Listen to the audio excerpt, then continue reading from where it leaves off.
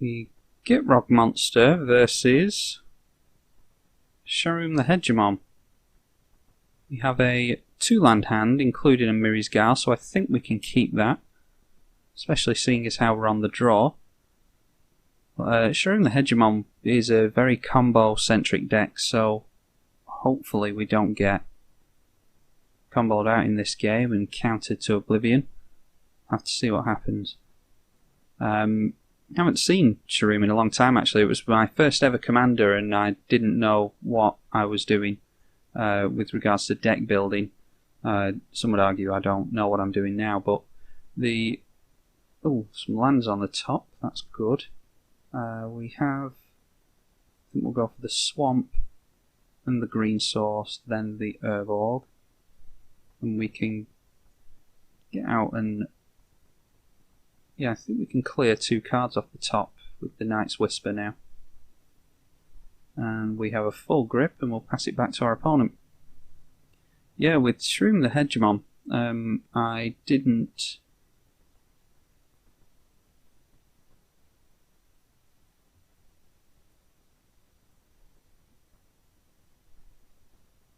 cast the Mirri's Gal there. I didn't play any kind of combo, is what I'm trying to say. My partner just walked into the room and I was signalling her to not be in the room while I'm recording, so I'm a little bit distracted there. What do we want? We can make a land drop this turn, so Maelstrom Pulse and Vampiric Tutor are good. We'll go with Maelstrom Pulse and Vampiric Tutor, and I think we can get down a tap land here. I want to save the Bojuka Bog because... yeah, I think we'll save the Bojuka Bog because it is good against Sharuum. But anyway, as I was saying, the Sharuum the Hegemon wants to play combo and bring cards back from the graveyard and all these types of things. And I didn't build her like that. I can't even remember how I built her. I don't know if I even had any self-mill or anything like that. That was how poor of a deck builder I was back then.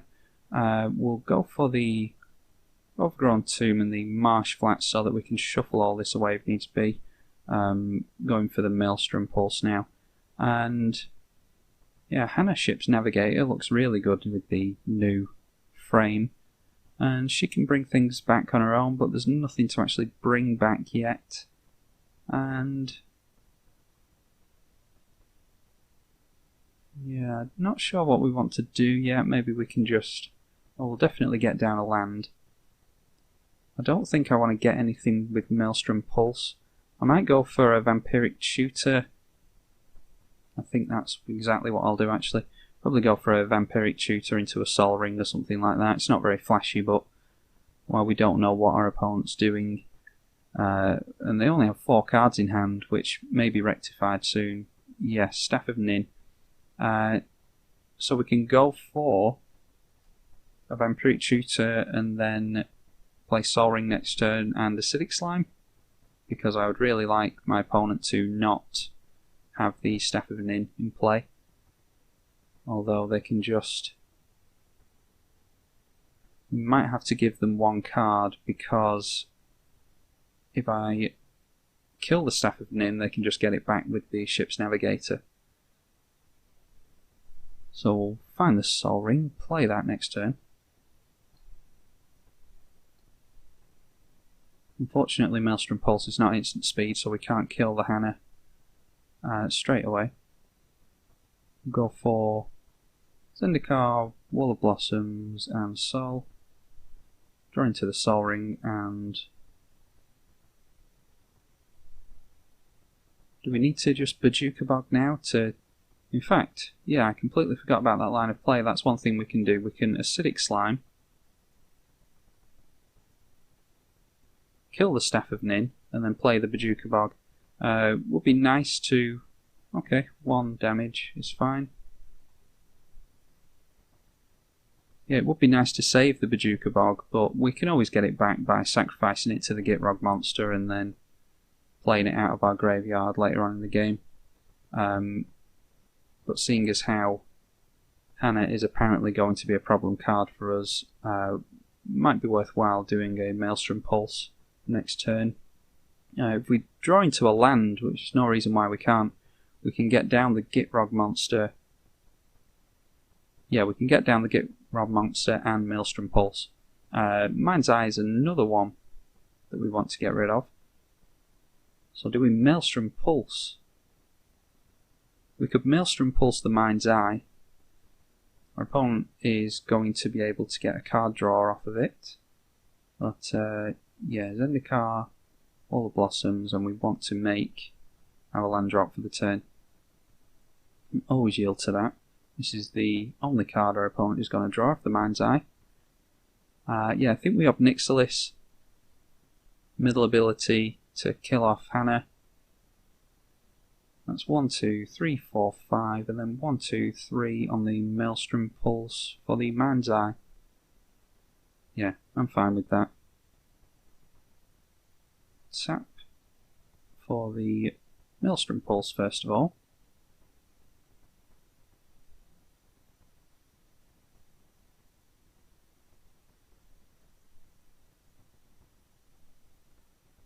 And then we'll get down of Nixilis. And we'll destroy Hannah. Need to get Gitrog monster out soon because we could do with killing the Bajukabog, to be honest, and then replaying it somehow. Getting into some more card draw. We have a Nixilis on the field, which is good. But hopefully our opponent doesn't get into any more card draw of any form. Mind's Eye and Staff of Nin have both been dealt with. But our opponent's in blue, so they could have a myriad of card draw abilities. Our opponent's going for Sharuum. So that gets back the Mind's Eye, which can be tapped next turn thanks to the Terramorphic Expanse. And Nixilis, yeah, destroys a target creature. So that might be worth doing. I'd rather not do that, to be honest, but we'll see what we can put on top here. Yeah, crop rotation. I don't think I like any of those, so I think we'll put a hold on the upkeep and crack that Windswept Teeth just to shuffle up and try and get something else. Go for a Bayou off this and see what we draw randomly off the top. We get the crop rotation that we put in second place. Alright, we'll go for Gitrog, I think. We get 1, 2, 3, 4, 5, and then we'd only produce 2 mana off the Mana Reflection.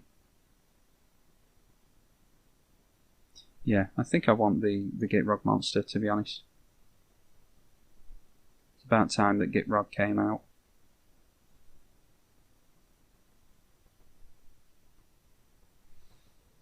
Now the question is, do we kill Sharuum?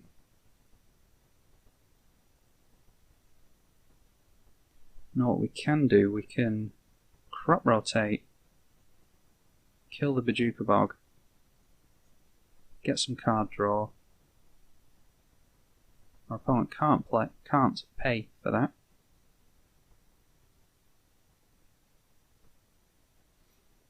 And we can go for either more card draw or more mana. Something like a Gaia's Cradle.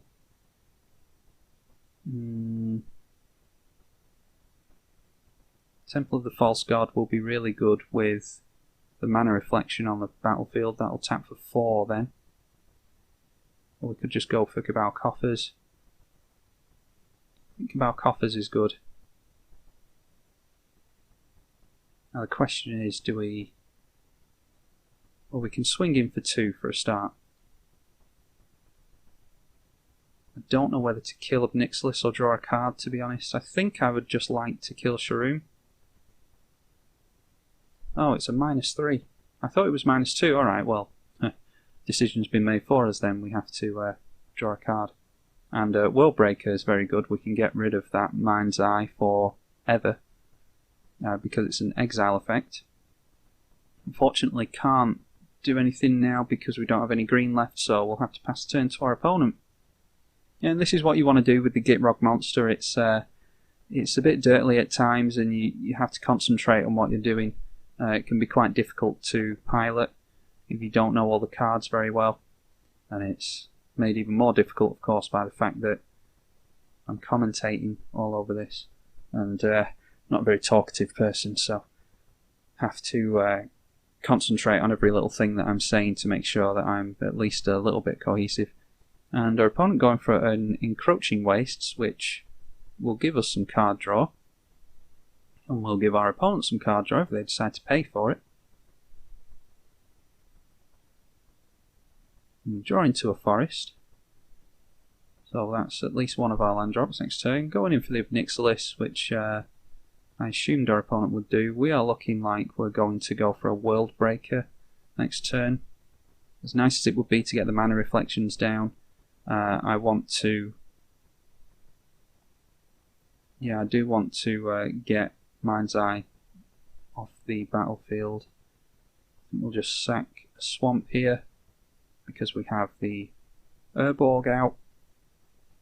So yes to that, and Nissa is very good. But we do want to make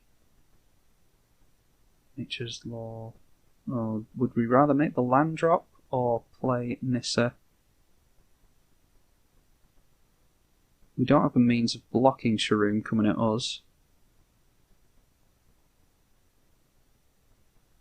Or coming at Nissa herself. Yeah, I think we'll leave Nissa until next turn and just make our land drop now. Especially seeing as how we're down to 4 lands. So we can play both of these lands. And how much is this? 7. That would be 1, 2, 3, 4, 5, 6, and then we would only get 4 mana. Yeah, so we just have to go straight in for the World Breaker here. I think 1, 2, see if we can cast Wood Elves as well. That would be 1, 2, 3, 4, 5, 6, so we can't even do that. I think we just have to go straight in for the World Breaker. Always nice to see if you can replace some of the mana that you're spending with a Wood Elves or something like that. But we are at least getting rid of our opponent's card draw, even though they have refilled their hand near enough. Which is unfortunate. Had we have dealt with the Mind's Eye more permanently sooner, then we'd be in better shape now. But it's not the end of the world. I don't think we're close to death yet. 5/5 can deal commander damage to us, or kill us with commander damage in 5 turns, unless it's buffed. We can do it in even less than that, so we'll just have to see what our opponent can do with 9 cards in hand. And it's turn 9 and our opponent only has 4 lands in play, so that's very curious, especially with all the cards our opponent has in hand. Okay, our opponent has exiled Gitrog Monster with Guild and given themselves a gold token. Oh, and I forgot World Breaker has...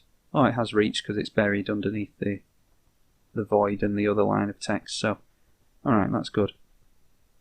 So we can actually get rid of Sharuum here. Looks like our opponent forgot that it had Reach as well. I thought it had Reach, and I looked at it in my hand, and I should have expanded it because I didn't see the Reach. Okay, Ewit is good. We can go for Nissa though, seeing as how it is going to be quite safe. So do we go for 1, 2, 3 off the Wood Elves, and then 1, 2, 3, 4, 5? I think we can do that.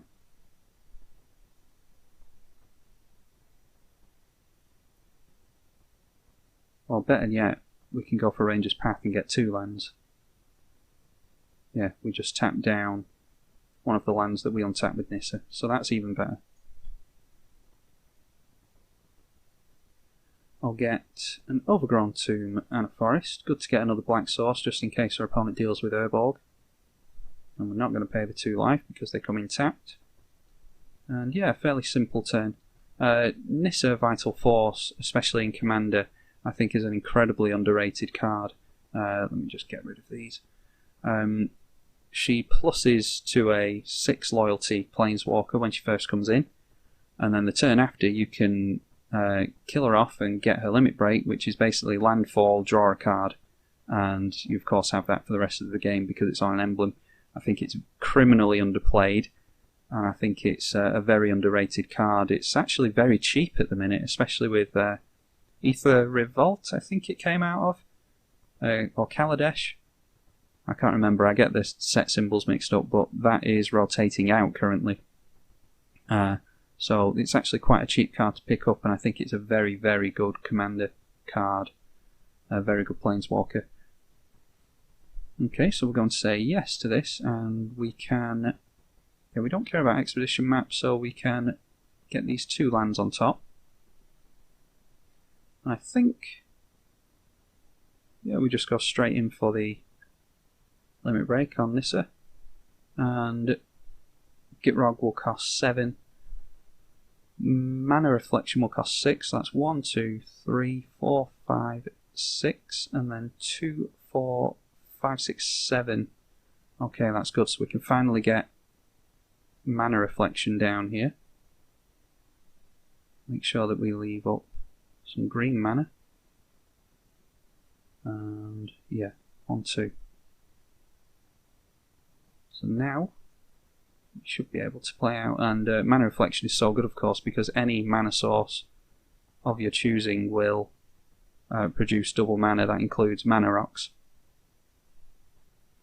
And we can play, and we'll always yield to that, but we won't always yes, just in case our opponent gets Consecrated Sphinx out or something like that. So yes to that, and draw into the expedition map, which we might play. I'll sack the Misty Rainforest just to get a card draw off of Gitrog. And we'll get a forest. And yes again. And we'll Nature's Law. And we'll tap the Reliquary Tower. Go for forest. And yes again. Alright, and we can play and crack expedition map, but I don't think I want to do that. I think I just want to get the Wood Elves out and get our last forest, so it's noteworthy that that is our last forest. We need to make sure we remember that. Oh, and it turns out we can play and sacrifice the expedition map anyway. So let's do that and see what we can grab.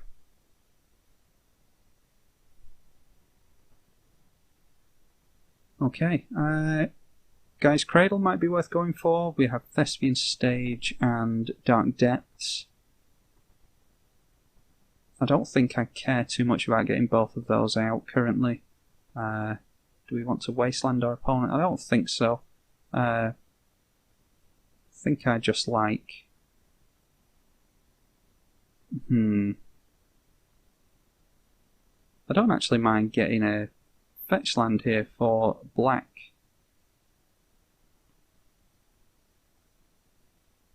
I don't think I do mind that. Okay, and our opponent decided to scoop there. They've disconnected. I don't know if they've genuinely disconnected or not. I tend to rush through searching for lands and things, and actually I don't tend to take time making decisions because our opponents can sometimes be impatient. We were quite a bit back on the clock there, so maybe I should do less talking and more playing. I do try to play more quickly, but maybe the commentary slows me down. Something I have to work on, I suppose. But I think we had control over the game there because we had a hell of a lot of lands in play. We were starting to get our card draw on the go. Just sorry we couldn't show you more of the deck, but I will carry on playing Gitrog, and hopefully we'll get a lot of good games out of him yet. So I'm tribalkai on the EDH channel. Thank you very much for watching. Your continued support is incredibly... I'm incredibly grateful for it. I'm incredibly appreciative of it. I can't talk. I'm getting tongue-tied. I will see you all in the next one. Thank you for watching.